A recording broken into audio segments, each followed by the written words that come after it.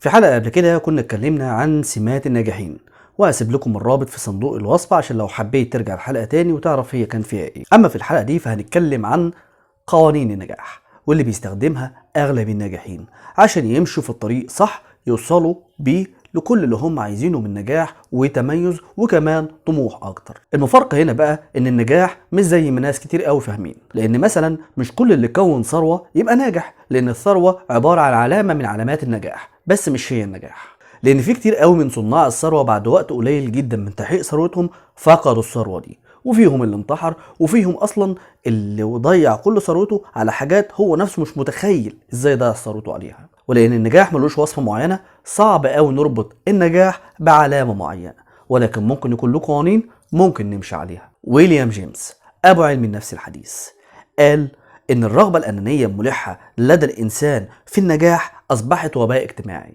في نفس الوقت ان علماء علم النفس الايجابي قالوا ان حاجة الناس للسعادة هي اللي بتقودهم للنجاح، ولكن بشكل عشوائي، وده بيخليهم يبقوا عندهم حاجة اسمها هوس النجاح. واحنا بقينا عايشين في مجتمع عنده هوس النجاح، ولكن عايزين يحققوا النجاح ده من غير تعب ومن غير لذة النجاح اللي بتحسسك ان انت عملت حاجة في حياتك. زي القهوة بالظبط، بقى في انواع كتير من القهوة سريعة التحضير، بتوفر لك الوقت وتوفر لك الجهد، ولكن بتفقدك لذة السعادة اللي بتعملها لما تحب تعمل فنجان قهوة على السبرتاية صغيرة. وهنا لما نتكلم عن قوانين النجاح يعني هخليك تنجح وخليك تحس بالسعادة، تحس بالمتعة، تحس بالتعب، وفي نفس الوقت عندك شغف للاستمرارية دايما والحفاظ على النجاح ده. فنجان قهوتك بقى اللي بتعمله وانت مستمتع، وورقك وقلمك، وخليك معايا.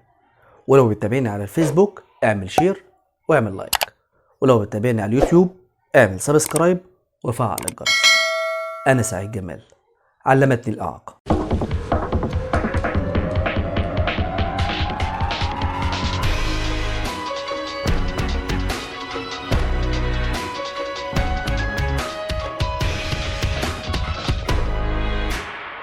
بسم الله الرحمن الرحيم. السلام عليكم ورحمة الله وبركاته. اهلا بيكم. وزي ما قلنا هنتكلم عن قوانين النجاح، واول قانون في قوانين النجاح اسمه قانون الجدارة. العالم مليان بالموهوبين والاذكياء اللي بيدوروا على اي فرصة، ولكن عبقريتهم وموهبتهم دي مغمورة جدا، واللي بيحدد هل هم يستحقوا الفرصة ولا لا هي الجدارة. هل انت جدير بثقتك بنفسك وثقة الاخرين فيك ولا لا، ولا مدى نجاحك اللي انت تستحقه؟ وعشان كده عملوا فكرة جديدة سموها ميثاق النجاح، واللي بيتكتب فيه مدى استعدادك لخوض التجارب، وهل انت حضرتك تستحق النجاح بجدارة وانت على استعداد لخوض التجارب دي ولا لا، مهما كانت الصعوبات اللي بتواجهك ومهما كانت التحديات اللي بتواجهك. فبيتعمل في شكل ميثاق وبتكتبه وبيقولك انت مسؤول عن تنفيذ الميثاق ده. فهل انت استعدادك ممكن يوصلك لده؟ ولان قوانين النجاح بتكمل بعض، فالقانون التاني كان بيكمل الاولاني واسمه العمل الشاق، واللي بيقولك ان النجاح ما بيجيش الا من خلال التعب والجهد والكد والتعب الغير عادي، وان كل شخص حقق نجاح في حياته هتلاقي له قصة كبيرة جدا جدا من التعب والكفاح، وبينتهي بالسعادة وطموح وبالتالي رضا تام عن اللي هو بيعمله. لما سألوا بيل جيتس صاحب شركة مايكروسوفت عن رضاه عن حياته او رضاه عن نفسه، قال انا لما بقعد مع نفسي كده وافتكر زمان وانا بركب دراجتي وبلف في المدينة وانا بوزع طلبات على الناس، وكان الناس كلهم قاعدين قدام الدفايات وانا قاعد في الشوارع اللي كلها تلج، وببص لحالي دلوقتي بكون راضي جدا وسعيد جدا باللي انا وصلت له. ومن قانون العمل الشاق والجهد الى القانون الثالث وبيسموه قانون الألم.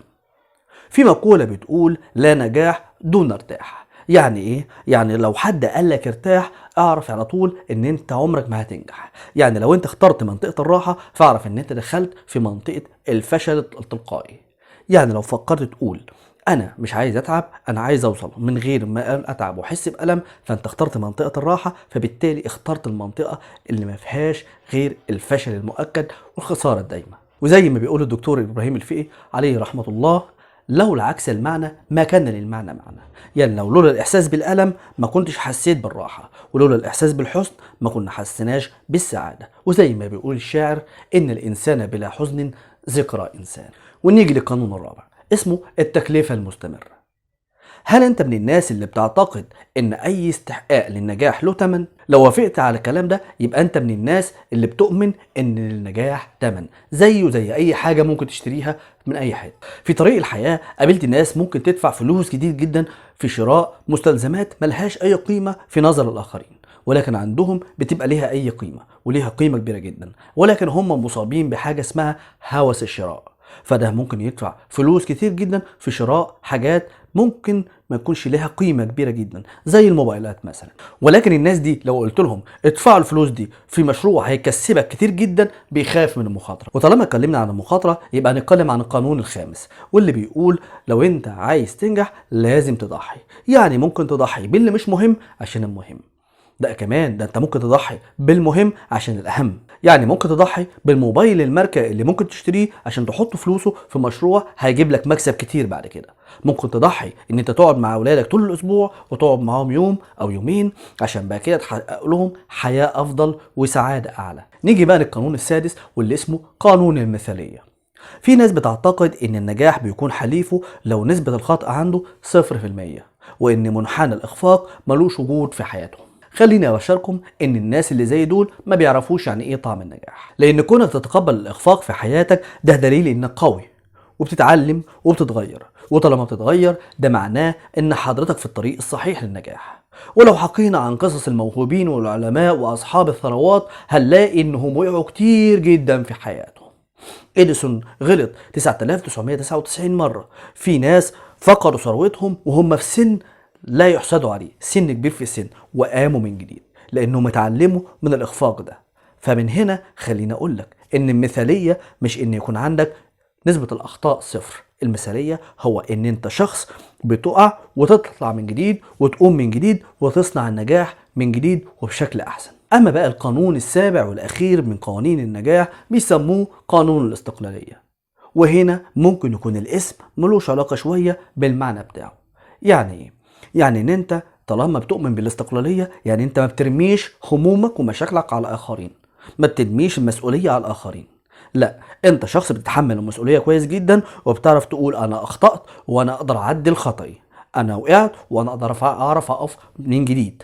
وبالتالي هتلاقي نفسك الشخص اللي بيحب يبني سلم النجاح درجة درجة بنفسه، وعنده اعتمادية على النفس غير عادية بتكون عالية جدا، وتحمل المسؤولية بتاعتك عالية جدا. خليني اقول لك ان النجاح بيكون في قيمتك انت، وده اللي وصل ناس كتير من الناجحين انهم بقوا يبقوا قدوة لينا في حياتهم العملية. السر بمنتهى البساطة في النجاح ان الناجحين امنوا بالقوانين اللي انتوا سمعتوها من شوية دي، واشتغلوا على انفسهم واشتغلوا على حاجات كتير في حياتهم عشان يبقوا بالشكل اللي انتوا شايفينه والشكل اللي ظاهر قدام الناس.